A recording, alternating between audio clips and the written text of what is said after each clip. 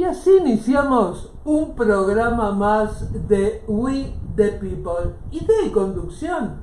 Héctor Roca por esta su radio por internet magiclatinosvegas.org, la otra cara de Sin City, desde Las Vegas, Nevada, para el mundo. Accidentes de carro, Peralta Law Group, abogado y consultor en leyes, un amigo leal de los latinos. 702-758-8700 y está en el 2630 Sur Jones Boulevard, Las Vegas, Nevada, 89146. Espíritu de México, joyería de plata de alta calidad hecha por artesanos de Taxco, México. Espíritu de México se encuentra en el local 317 del Boulevard Mall sobre la Maryland Parkway. Sus dueños, Marta Ramos, 702-460-2526 y Eduardo Vázquez, 702-782-3250. Laura Fedman, notaria pública, taxes, traducciones, 702-238-4374.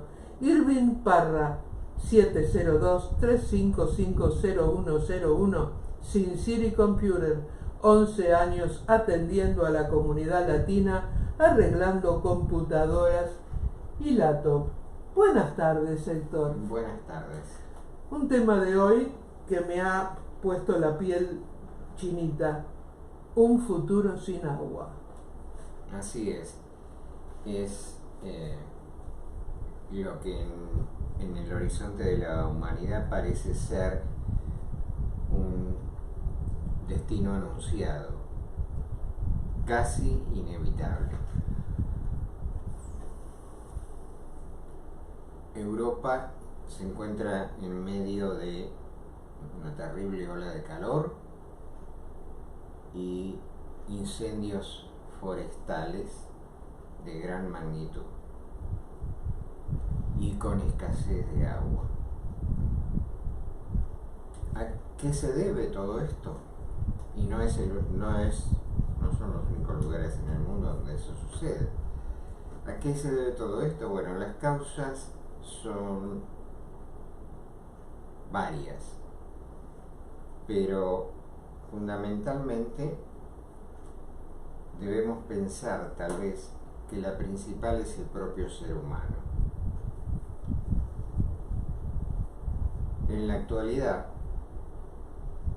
nos estamos acercando a una cifra de 7.800 millones de habitantes sobre la Tierra. Cada uno de estos individuos con sus necesidades de agua y alimentos. Una humanidad permanente en permanente crecimiento que al comienzo del siglo XX era menos de la mitad del actual. Estaba en el orden de los 3.000 millones de personas. A este ritmo, no solo los territorios van a aparecer como pequeños para la contención de semejante masa poblacional, sino que los recursos abundantes que el planeta Tierra tenía han sido salvajemente explotados en los últimos 2 siglos, para ser más preciso, desde el comienzo de la revolución industrial. Una revolución industrial que en un primer momento favoreció ese crecimiento demográfico, proveyendo de todos los insumos necesarios para sostener la vida de semejante masa poblacional. Pero la industria requiere de enormes cantidades de agua para todas sus actividades. Ya hemos dicho en programas anteriores que, por ejemplo, en la actualidad se puede medir todo lo que el ser humano necesita en función de los litros de agua que la obtención de cada uno de esos productos originó. Con el ejemplo de la hamburguesa, que requiere en toda su cadena de producción hasta llegar a ese disco de masa molida, requiere de 1000 litros de agua. Una hamburguesa. Imaginemos entonces que todo lo que la revolución industrial proveyó se puede cuantificar de la misma manera. Y la realidad es que las industrias extractivas son todas aquellas que obtienen de la tierra recursos que no son renovables. Todo lo que se extrae de la tierra se utiliza para fabricación de objetos varios, pero es imposible devolverle a la tierra esos minerales, con lo cual las denominadas industrias extractivas reducen el potencial que tiene el planeta para sostener la vida de tanta gente como en la actualidad existe, que es mayor al número sumado de todas las generaciones desde la aparición del hombre. O sea, hay más gente que toda la que hubo a través de cientos de miles de años. Y hablando de cientos de miles de años, para entender cuál fue la diferencia de impacto que el ser humano tuvo sobre la Tierra, hablamos ya de los 7.800 millones de personas existentes en la actualidad, pero hace unos 300.000 años, uno de los ancestros del ser humano actual, por lo menos responsable de nuestros genes en una pequeña proporción, el hombre de Neandertal, o sea, un antecedente del ser humano actual, que luego fue reemplazado por el hombre de Cro-Magnon, del cual deriva la mayor parte de la población actual, pero conservando vestigios neandertales. En esa época, en toda Europa y en parte del Asia, que fue el hábitat original de ese grupo humanoide, alcanzaba un número máximo de unos 40.000 individuos.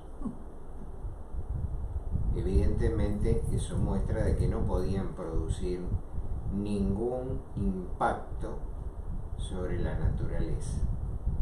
Una naturaleza que fue cambiando permanentemente desde épocas muy antiguas, en las cuales los polos estaban cubiertos, por lo menos el polo sur, que es una masa continental y no una masa helada como el polo norte, que estaba cubierto por espesas selvas.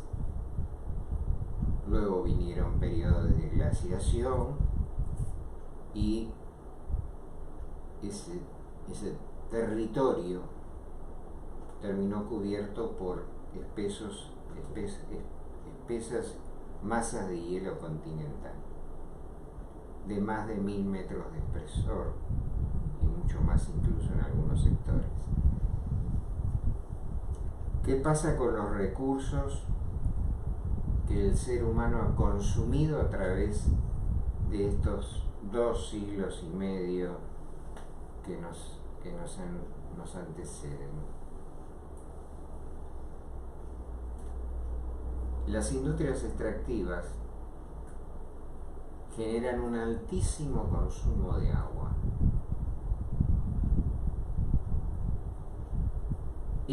¿Este agua de dónde se puede obtener?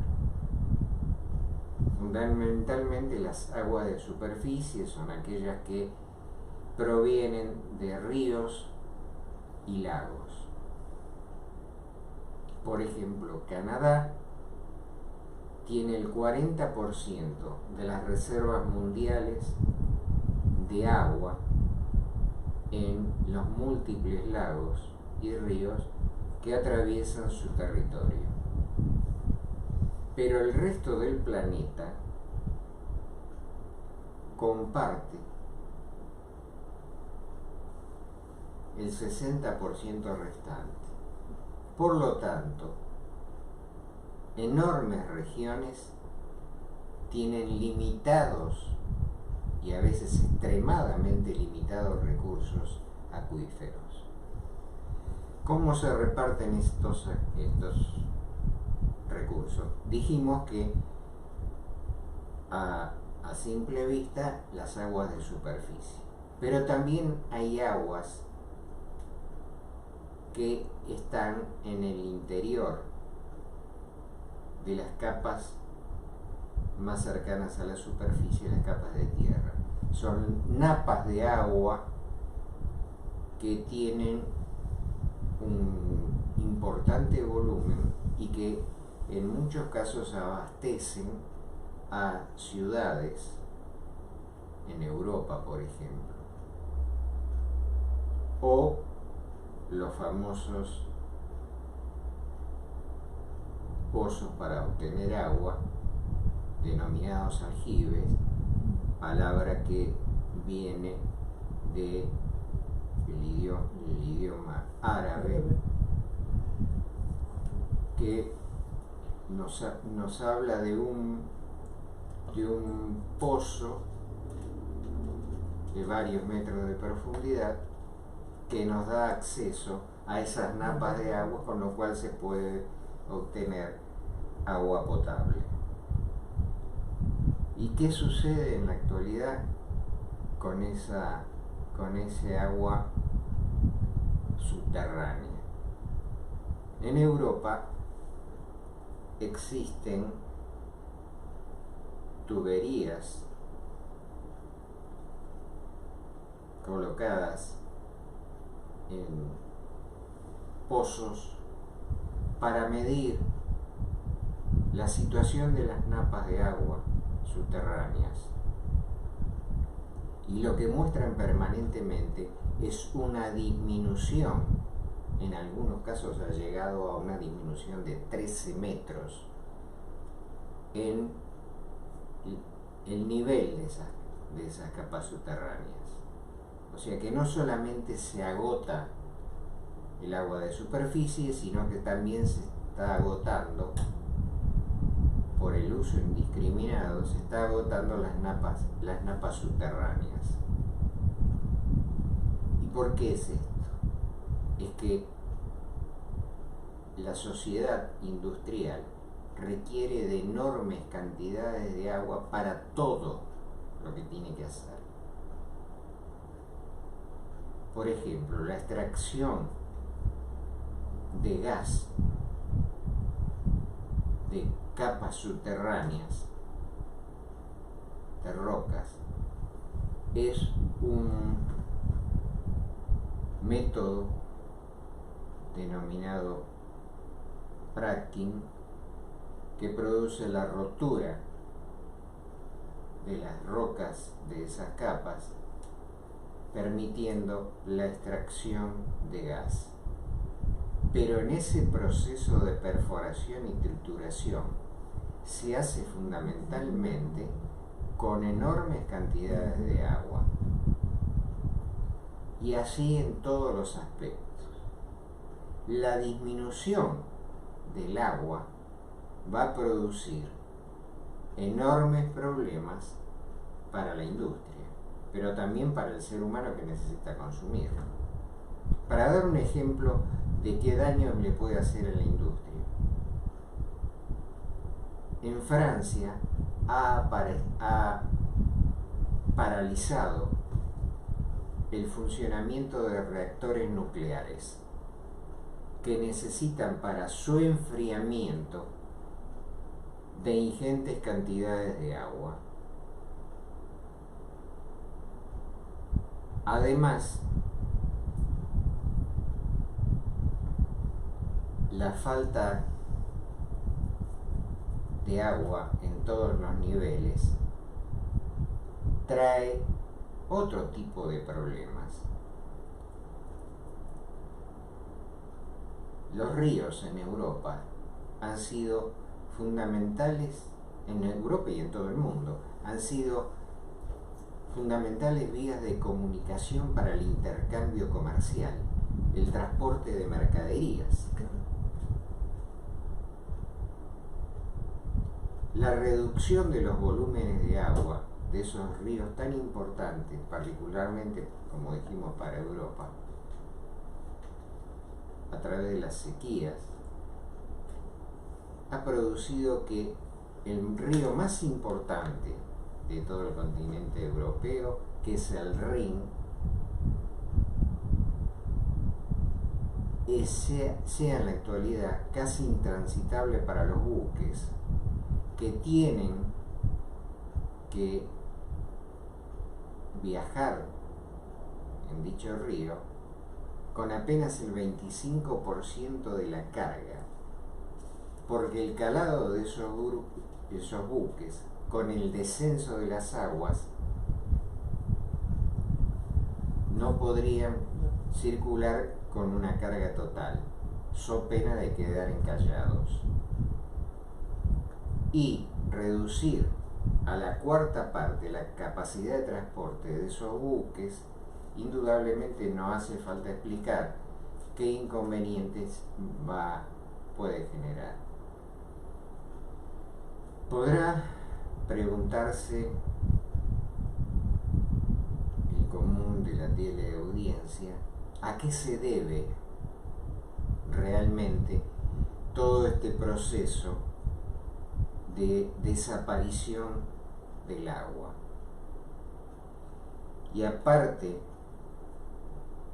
del natural aumento del consumo generado por 7.800 millones de habitantes en la actualidad, debemos decir que el funcionamiento de toda esa humanidad que impulsó el desarrollo del industrialismo ha generado una enorme emisión de carbono a la atmósfera, con lo cual el proceso natural que se ha dado es el denominado calentamiento global. Ese calentamiento global es responsable en buena medida de los grandes incendios forestales, y además la reducción del agua disponible hace imperioso el cambio de políticas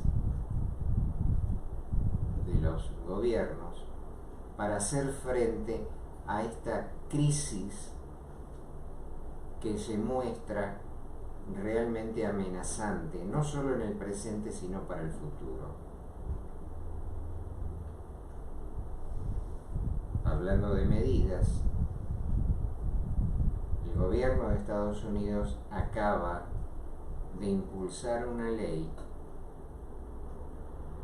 tendiente a la reducción de las emisiones de carbono, no por el método de penalización, sino por el método contrario, el de incentivos, proponiendo y disponiendo de un bono de $7.000 para todo comprador de un auto eléctrico. Pensemos que esa cifra es alrededor de entre un quinto y una cuarta parte del valor de uno de esos vehículos, en términos generales. Una medida tan importante que parece favorecer a una industria nueva es en realidad producto de una necesidad ambiental que por fin los gobiernos lo han tomado en cuenta. El calentamiento global se puede ya ver en numerosas partes del globo. En Sudamérica, por ejemplo, la famosa hidrovía, que es la máxima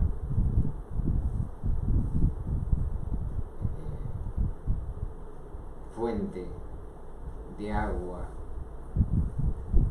que la cuenca en Sudamérica, es atravesada por un conjunto de ríos enlazados, partiendo del Río de la Plata con vinculación con el mar Atlántico, su afluente principal, que es el río Paraná, que viene de sierras en el Brasil, que constituye la principal vía económica de la salida de las producciones de varios países, o sea, no solo de la Argentina, el Uruguay, sino Paraguay, Brasil, que tenían en ese río una vía altamente transitada con barcos de distintos calados, barcazas, con múltiples variedades de productos que se transportaban permanentemente hasta llegar al océano Atlántico. Pero esto, que en el curso del 2021 se vio muy afectado con una bajante tal que hizo intransitable el río, se repite en todos lados en el mundo. En Europa, como dijimos antes, el otrora caudaloso río Loire se puede cruzar a pie. Y esta se repite permanentemente en todas las vías navegables de Europa, que son múltiples y que afectan a todos los países de Europa. Esa modificación climática nos lleva inexorablemente, a la par del permanente crecimiento demográfico, nos lleva inexorablemente a un futuro no lejano, sino bastante próximo, de carencias de agua. Y el ser humano puede soportar carencia de alimentos a veces hasta 40 días. Pero de agua, el máximo son 72 horas antes de que se produzcan consecuencias fatales. Por deshidratación. Indudablemente somos seres que necesitamos del agua, pero es un bien no renovable. cada vez somos más, compartiendo cada vez menos volumen de agua. No hace falta ser un científico para poder determinar que en pocos años estos fenómenos que podemos comprobar en muchas ciudades, como por ejemplo en Suiza, donde tienen que suministrarle agua a las vacas por medio de helicópteros. O sea que esto se repite en muchas zonas del mundo. Tratá de explicarme cómo le suministras agua a las vacas por medio de helicópteros. La tiran como lluvia, la vaca en espalda. Me río porque no veo la imagen de cómo le das el agua a las vacas desde un helicóptero. En los lugares donde el agua aflora en la superficie, hay pequeñas o grandes lagunas, son espejos de agua reducidos, mucho más pequeños que los lagos, donde normalmente abrevan los animales. Entonces, el suministro de esas cuencas secas se puede hacer desde el aire. ¿Viste cuando no te cae el 20 de cómo?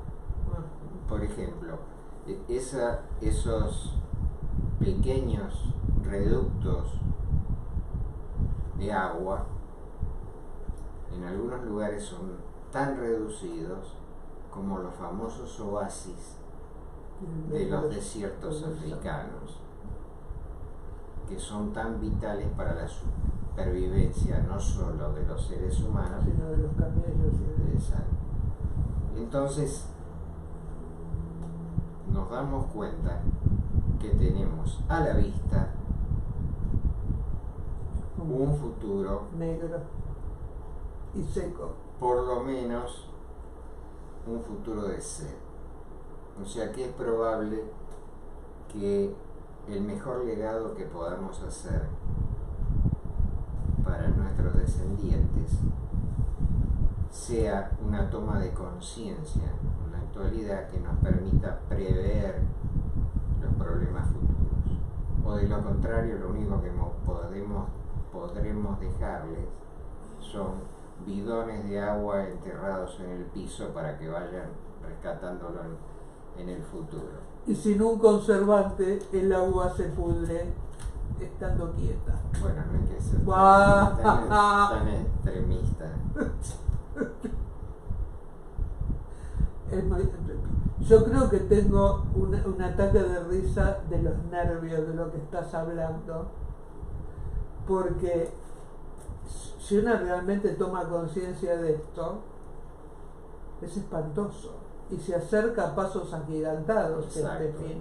El problema es el tiempo con que la humanidad cuenta para resolver este problema, porque muchos teorizan que en el mar hay suficiente agua. Y en la Tierra hay demasiada gente. Claro, 4/5 partes de la Tierra son masas de agua, pero son masas de agua salinizadas. Que no se puede tomar. Que no se puede tomar. Y el proceso de desalinización es carísimo. del agua, salvo que en el futuro la tecnología mejore esta ecuación, en Israel ya se está haciendo es altamente costosa. En Israel probablemente sea la solución a futuro. Lo que pasa es que en la actualidad no disponemos de esa herramienta por su alto costo y porque todavía no están desarrolladas esas tecnologías que harían viable esa solución alternativa. Así que el ser humano va a tener que extremar su ingenio fundamentalmente para obtener las herramientas para poder enfrentar el problema de la falta de agua, y además la necesidad de una toma de conciencia que genere un grado de responsabilidad en cada uno de nosotros para evitar el desperdicio de agua. Pensemos en el riego, que en una ciudad como esta, ciudad de Las Vegas, es un desierto, y que ahora en verano hay que regar 6 veces por día. ¿Cómo hacemos con el agua que falta ya? Hay que prescindir de esas plantas que en general son solo adornos. Poner cactus. No son utilizadas como alimento. A muchas personas el nopal sí. A muchas personas no les gustarán este tipo de tener que hacerse cargo de estas restricciones, pero en definitiva es una de las tantas cosas que tenemos que hacer por las próximas generaciones, si queremos dejarle un mundo viable. Desde mañana planto plantas de plástico. Agradecido. Muchas gracias por la atención en el día de hoy, y la próxima semana tenemos otro programa muy interesante sobre de qué forma enfrentar el otro problema, que es el suministro de energía y los distintos métodos que se pueden operar en el caso de que sean absolutamente viables. Estamos hablando, por ejemplo, del sistema de fusión nuclear. Muchas gracias por hoy. Nos vemos la semana que viene. Saludamos a Gabriel Reyes, que nos está viendo, a Víctor Manuel Vanegas Vega desde México, Amparo Vergara Elizalde, María Cortés, Miroslava Coronado, que nos está viendo desde New York, y Rafael Arbizu García, nuestro caricaturista del diario El Mundo, que nos está viendo. Un programa fuerte y de concientización, y en serio dije lo de las plantas de plástico. Accidentes de carro. Peralta Law Group, abogado y consultor en leyes, un amigo leal de los latinos. 702-758-8700 y está en el 2630 Sur Jones Boulevard, Las Vegas, Nevada 89146. Espíritu de México, joyería de plata de alta calidad hecha por artesanos de Taxco, México. Espíritu de México lo pueden encontrar en el local 317 del Boulevard Mall sobre la Maryland Parkway. Dueños de Espíritu de México, Marta Ramos, 702-460-2526 y Eduardo Vázquez, 702-782-3250. Laura Fedman, notaria pública en traducciones, taxes, 702-238-4374. Irving Parra, 702-355-0101, Sin City Computer, 11 años atendiendo a la comunidad latina, arreglando computadoras y laptops. Y así nos despedimos hasta el próximo martes a las 5 de la tarde en este subprograma que se llama We the People. Idea y conducción, Héctor Roca, por esta su radio por internet, magiclatinosvegas.org, la otra cara de Sin City, desde Las Vegas, Nevada, para el mundo.